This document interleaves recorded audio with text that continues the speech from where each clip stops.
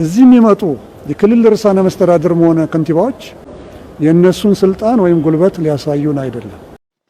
ሰላም ጤና ይስጥልን ክቡራት አድማጭና ተመልካቾቻችን እንደምን አላችሁ? በተለመደው መሰረት በርካታ መረጃዎች ይዘን መጥተናል። በተለይ ምክክሩን በተመለከተ አስደንጋጭ ዜናዎች ተሰምተዋል። ከመግቢያው ላይ እንደሰማችሁት የምክክር ኮሚሽኑ ባለስልጣናቱ ምክክሩን ገብተው መረበሻቸውን ጠቁመዋል። አጠቃላይ በርካታ ባለስልጣናት የምክክር ኮሚሽኑና ተመካካሪዎችን ማስፈራራታቸውን ይፋ አድርገዋል። አጠቃላይ በእሱ ጉዳይ ላይ ግን ከቦታው የደረሰን በርከት ያለ ዝርዝር መረጃ ይዘን መጥተናል። አርስቱን በማስቀደም እንጀምራለን። ከ20 ቀናት ረጅም ውይይት በኋላ በብሔራዊ ምክክር ኮሚሽን አዳራሽ የተቀሰቀሰው ያልተጠበቀ አስደንጋጭ ክስተት ምንድን ነው? ከአንድ ክልል ተወካዮች ሁሉም ተመካካሪዎች ስብሰባውን ረግጠው መውጣታቸው ይፋ ሆኗል። በአዲስ አበባና በድሬዳዋ አወቃቀር ዙሪያ በኃይል ሊጫ ታሰበ የተባለው አዲስ አጀንዳ ለመሆኑ ምንድን ነው? በስፋት እናጋራለን። የኦሮሚያ ክልል ከፍተኛ አመራሮችና የደህንነት አካላት ጫና አሳድሯል በሚል በአማራና ከሌሎች ክልሎች የመጡ ተወካይ ያሰሙት አውደ ርዕይ ያስተላልፉት የጽኑ አቋም ማስጠንቀቂያ ዝርዝር መረጃ ይዘናል። የባለበትም ጠቅላይ ሚኒስትሩ ምሽቱን ባለስልጣናቱን ሰብስበው ማስጠንቀቂያ ሰጥተዋል። በርካቶች ላይ ስልክ ደውለዋል ተብሏል። ምንድን ነው እንመለከተዋለን። በርካታ የክልል መሪዎችን ለማባረር እስከ መዛት ያደረሰው የምክክሩ ስብሰባ መበተን በተመለከተ ከቦታው የደረሰን ሰፋ ያለ ዝርዝር መረጃ የምናጋራ ይሆናል። በተለይ በምክክር ኮሚሽኑ አዳራሽ የተከሰተው ታሪካዊ ስብራት ከኦሮሚያ ክልል ውጭ ያሉ የሁሉም ክልሎች ተወካይና የክልል ርዕሳነ መስተዳድሮች ስብሰባውን አቋርጠው ወጥተዋል። ይህ መነጋገሪያ ሆኗል። በኦሮሚያ ክልል ፕሬዚዳንት ጽሕፈት ቤት ተዘጋጅቶ የመጣ የተባለ አጀንዳ ተመካካሪዎች በደህንነት አባላት ማስፈራሪያ ደረሰብን ማለታቸው አዲስ አበባን በከፍተኛ የጸጥታ ውጥረት ውስጥ ከቷታል ተብሏል።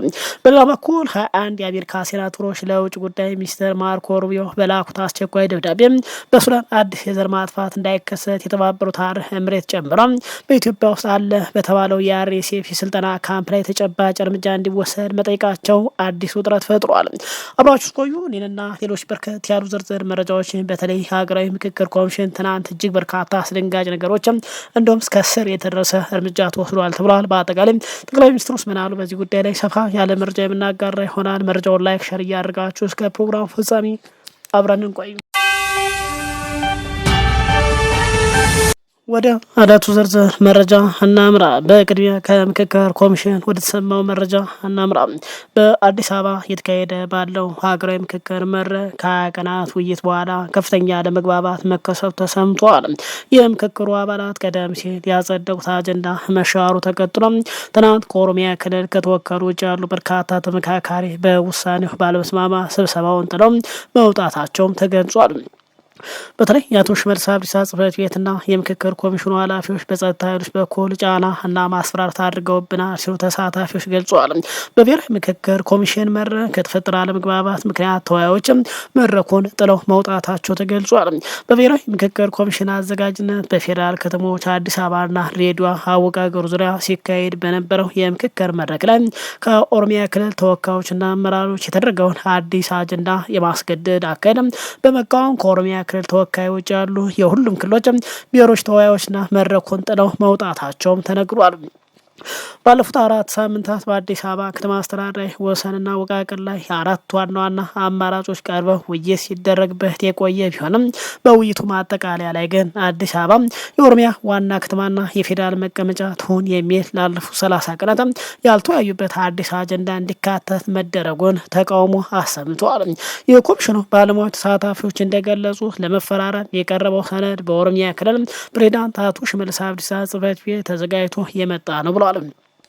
ከአቶ ሽመልስ አብዲሳ ጽሕፈት ቤት ተልዕኮ ይዘው የመጡ አካላት በኮሚሽኑ የበላይ የአጀንዳ ፒላር አስተሳሰብ አቶ ተመስገን አብዲሳ በኩል ከተመደቡ አጀንዳ ተቀይረው በተለየ ሁኔታ የአዲስ አበባ የድሬዳዋ ጉዳይ ወደ መክበብ ተልዕኮ እንዲገባ መደረጉን ገልጸዋል። በተጨማሪም አቶ ተመስገን አብዲሳ ከኦሮሚያ ክልል ከፍተኛ አመራር ከዶክተር አብዱልአዚዝ ዳውድ የፕሬዝዳንት ጽሕፈት ቤት ኃላፊ፣ ከአቶ ኃይሉ አዱኛ የኮሚኒኬሽን ኃላፊ፣ ከአቶ ጆ ዋሪዮ የፍትህ ቢሮ ኃላፊ ጋር በመሆንም ለኮሚሽኑ መመሪያ ማሳሰቢያ መስጠትም ተሳታፊዎች እንዲፈርሙ ከፍተኛ ጫና ሲያደርገው እንደነበር ከቦታው የወጣው መረጃም ገልጿል። በተለይ ከአማራ ክልል የመጡ ተወካዮች ተሳታፊዎች እንዲሁም የአማራ ብልጽግና አመራሮች ሳይቀር የቀረበውን ጫና በመቃወም ከፍተኛ ተቃውሞ ያደረጉ ሲሆን አንዳንዶች በአቶ ሽመልስ አብዲሳና በወይዘሮ አዳነች አቤቤ የደህንነት አባላት ክትትልና ስጋት ቢደቀንባቸውም አቋማቸውን በማጠናከር ከአንድ ወገን የተጫነ ሰነድ አንፈርም በማለት መድረኩን ግቢውን ጥለው ወጥተዋልም ተብሏል። ከስራው የተገኘ መረጃ እንዳመላከተው ትናንት በተካሄደው የምክክር መድረክ ላይ በአዲስ አበባና በድሬዳዋ ከተሞች አስተዳደራዊ ወሰን ባለቤትነት ዙሪያ የቀረቡ ሀሳቦች ከፍተኛ ውጥረትና አለመግባባት አስከትለዋል ተብሏል። በተለይ አዲስ አበባ የፌዴራል መንግስት መቀመጫ ከመሆኗ ባለፈ የኦሮሚያ ክልል ዋና ከተማ ልትሆን ይገባል የሚሉ የውሳኔ ሀሳብ እንዲጸድቁም በተደረገ ጥረት ላይ ከክልል መሪዎችና ከተሳታፊዎች በኩል ጠንካራ ተቃውሞ ገጥሞታል ብሏል። ይህን የተከተለውን ሀሳብ ባለመቀበል የኦሮሚያ ክልል ሳይጨምር የሌሎች ክልሎች ከፍተኛ መሪዎችም የአማራ ክልል ርዕሰ መስተዳድር አረጋ ከበደ፣ የሶማሌ ክልል ርዕሰ መስተዳድር ሙስጠፌ መሐመድ ጨምሮ በርካታ ተወካዮች ስብሰባውን አቋርጠው ለመውጣት ተገደዋል ሲሉ ገልጿል። እንደ መረጃ ምንጮች ገለጻ የተሳታፊዎች መውጣት ተከትሎ በስብሰባው አዳራሽና በዙሪያው በነበሩ የጸጥታ ኃይሎች እንዲሁም በክልል መሪዎች አጃቢ መካከል አጭር አለመግባባትና ውጥረት ተፈጥሮ እንደነበር የተገለጸ ሲሆን ሆኖም ተሳታፊዎች ያለምንም ከአዳራሹ ለቀው መውጣት ችለዋል ብለዋል። ይህንን ሁኔታ ተከትሎ ትናንት ምሽቱንም በከተማ የተለያዩ አካባቢዎች የጸጥታ ኃይሎች በሰፊው ተሰማርተው እንደነበር በአዲስ አበባ ከተማ ላይ ከፍተኛ የጸጥታ ጥበቃ ውጥረት ነግሶ ማደሩም ተገልጿል። በሀገራዊ ምክክር ሂደት ላይ የሚታዩት እነዚህ ያለመግባባት ክስተቶችና የኃይል አሰላለፍ ፍጥጫዎች የምክክሩ ኮሚሽን ገለልተኝነትና የወደፊት የውይይቱን ውጤታማነት ጥያቄ ውስጥ እየከተቱት ይገኛሉ ሲሉ የፖለቲካ ታዛቢዎች ስጋታቸውን በመግለጽ እያስጠነቀቁ ነው። ከምክክሩ ስብሰባ መበተን በኋላ ጠቅላይ ሚኒስትሩ ከኦሮሚያ ባለስልጣናት ከምክክር ኮሚሽን ኃላፊ ጋር አዳሩን ስብሰባ ማካሄዳቸውም ተነግሯል።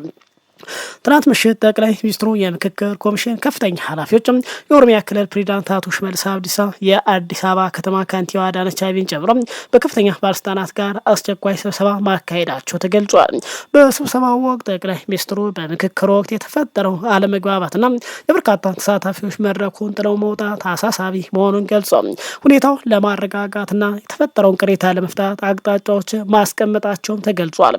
በዚህ መሰረት የቀረበው ውሳኔ ሀሳብ እንደገና ለመመልከት ለማለዘም መታሰቡን በመግለጽ ከምክክሩ የወጡ ባለስልጣናትም ተወካዮች በስልክ በማናገር ወደ ውይይቱ እንዲመለሱም የማግባባት ጥረት ሲደረግ ማደሩም ተገልጿል።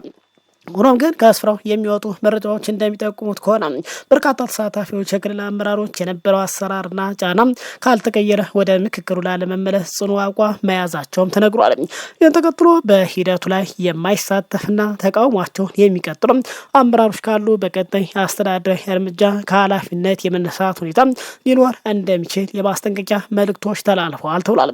በአጠቃላይ እንግዲህ በሀገራዊ ምክክር ወቅት በአዲስ አበባ አጀንዳ ዙሪያ የታዩትም እነዚህ አለመግባባቶች የምክክሩን ተሳታፊ ብቻ ሳይሆን በገዢው ፓርቲ ብልጽግና ውስጥ አመራሮች መካከልም የነበረውን እምነትና አንድነት ጥያቄ ውስጥ የከተተና የፖለቲካ ውጥረት ያሳደገ ክስተት ሆኖ አልፏል ሲሉ የፖለቲካ ታዛቢዎች እየገለጹ ነው። ከምክክሩ ራሳቸውን ያገለሉ ተሳታፊዎች ያነሷቸው ቅሬታዎች መካከል በሂደቱ ውስጥ በተደራጀ ስልታዊ በሆነ መንገድ የተፈጸሙ መዋቅራዊ ግድፈቶች፣ የምክክር ሂደቱን ፍጹም አግላይ ፍትሐዊነት የጎደለ አስቀድሞ የተወሰነ የገዢው ፓርቲ የፖለቲካ ፍላጎት ለማጽደቅ የተዘረጋ መድረክ ነው በሚል ተቃውመውታል ተብሏል። ሌላው እንግዲህ በአዋጅ ቁጥር 1265 ህዝባር 2014 አንቀጽ 14 እና በዓለም አቀፍ የኮንሰንስ ምክክር መመሪያ የተደነገጉት የአካታች ኢንክሉሲቭ የገለልተኝነት ኒውትራል ና የጋራ መግባባት ኮንሰንስ ቢልዲንግ መሪዎች የሚጥሱ መዋቅሮች ክፍተቶች እንዳሉ በጥናት አረጋግጠናል ብለዋል። እነዚህ መዋቅሮች ችግር አስመልክቶ የሰጠነው ቅድመ ሁኔታ ማስተካከያ ጥያቄ የአስቸኳይ ስብሰባ ጥሪ በጽሁፍ ለኮሚሽኑና ለጠቅላይ ሚኒስትር ጽህፈት ቤት የገባ ቢሆንም አስገዳጅ ማስተካከያ ሳይደረግበት ሂደቱ ወደ ውሳኔ አሰጣጥ ተጣድፏል ብሏል። ሌላው እንግዲህ ሂደቱ የህግ የበላይነትና ፍትሐዊነት ያጣ በመሆኑም እንዲሁም ለመጪው ትውልድ ህልውና ታሪካዊ ስብራት እንዳያመጣ ስጋት ፈጥሮብናል ሲሉ ተቃውሞታል። በአራተኛ ደረጃ የገዢ ፓርቲ መዋቅራዊ ተጽዕኖ እንዳለ ተመልክተናል ብሏል። መንግስትና ገዢ ፓርቲ በተለያዩ ስሞችና ታክቲኮች ሽፋኖች በፌዴራል፣ በክልል፣ በከተማ አስተዳደር በልዩ ልዩ የፍላጎት ወደ እንዲሁም በባህልና እምነት ተቋማት ስም አብላጫ ተሳታፊ በመመደብ ሂደቱን ሙሉ በሙሉ ለመቆጣጠርና አስቀድሞ የወሰናቸውን አጀንዳዎች ለማጽደቅ አጠቃላይ መድረኩን መጠቀማቸው ተሳታፊዎች ተቃውሞታል። ምንም እንኳ በመጨረሻ ባለስልጣናት ሳይቀር ተቃውሞ ቢወጡም ብሏል። ሌላው በአምስተኛ ያስቀመጡት የአማራ ህዝብ እውነተኛ ውክልና ማደብዘዝና ስልታዊ ማግለል ተፈጽሞብናል ብሏል። በመንግስት መዋቅራዊ ተጽዕኖ አማካኝነት ከአማራ ክልል ስም የአማራ ህዝብ ጥቅም የማይወክልና ይልቁንም ከአማራ ህዝብ ክሉና በተጋራ የተቀረጹ አናሳ ስብስብ በማብዛት ህዝባችን በግንባር ቀደምነት የሚወክሉ የፖለቲካ ኃይሎችና ሰፊውን የአማራ ድምጽ ወደ አናሳነት ለማውረድ በጥናት የተሰራ አካሄድ ተተግብሯል ብሏል። በተጨማሪም ከአማራ ክልል ውጭ የሚኖሩ ሚሊዮኖች ድምፅ አልባ እንዲሆኑ ተደርጓል ሲሉ ገልጿል። 6 የኤክስፐርቶች የሙያ የአቅምና የገለልተኝነት ክፍተቶች አስተውለናል ሲሉ ተቃውመዋል። በኮሚሽኑ የተመደቡ በርካታ ኤክስፐርቶች አወያዮች የሀገሪቱን ውስብስብ ፖለቲካ በሙያው ብቃት የመተንተን አቅም የሌላቸው ከመሆኑም በላይ በግልጽ ከገዢው ፓርቲ ከስልጣን መስመር ጋር ያደሉም የገዢው ፓርቲ ርዕዮተ ዓለም የሚያንጸባርቁም የተለያየ ሀሳብ ያላቸው ተሳታፊዎች የሚያዳፍኑ ሆነው አግኝተናል ሲሉ ተቃውሞ ሞታል ተብሏል። በሰባተኛም ደረጃ የኮሚሽኑ አካሄድ ለስልጣን ማጠናከሪያ ሆኗል ብለን እናምናለን ብሏል። ሂደቱ የሀገር ችግር ይፈታተን ከመሆን ይልቅም የተወሰነ የፖለቲካ ስብስብ ገዢው ፓርቲ የኮሚሽን ግልጽነት እንደ ምቹ አጋጣሚ በመውሰድ የራሳቸውን ፍላጎት የሚያስፈጽሙበት አጀንዳ የሚያሳኩበትና የፖለቲካ ስልጣን ማጠናከሪያ መድረክ አድርገውታል የሚል ድምዳሜ ላይ ደርሰዋል ተብሏል። በስምንተኛም ደረጃ የደህንነት አካላት ጣልቃ ገብነት ነጻ ሀሳብ ማሸባበቅ ተስተውሏል ብሏል። በምክክሩ አዳራሽ ውስጥ የደህንነትና የጸጥታ አካላት እንደ ተሳታፊ በማስገባት ተሳታፊዎች ያለምንም ፍርሃት የመሰላቸውን ሀሳብ በነጻነት እንዳያንሸራሽሩ የኃይል የመሸማቀቅ መንፈስ እንዲነግስ ተደርጓል ብሏል። 9ኛው አጀንዳዎችን ባሉ መቅረጽ ሂደቶችን ተመልክተናል ሲሉም ተቃውመዋል።